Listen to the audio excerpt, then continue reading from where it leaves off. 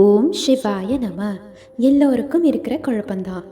நவக்கிரக வழிபாட்டுக்கு இவ்வளவு முக்கியத்துவம் கொடுக்கணும்னா இறைவனை வணங்க வேண்டாமா அப்படின்னு ஒன்றை நீங்கள் நல்லா புரிஞ்சுக்கணும்.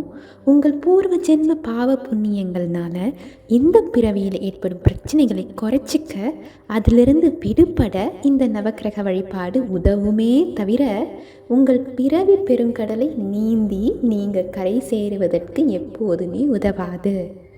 அதில் நீங்கள் எப்பொழுதும் தெளிவாக இருக்கணும், சரியா? இறை வழிபாட்டினை எப்பொழுதுமே கைவிட்டுடாதீங்க. இறுதி மூச்சு உள்ள வரைக்கும் இறைவனை தொடர்ந்து வணங்குங்கள்.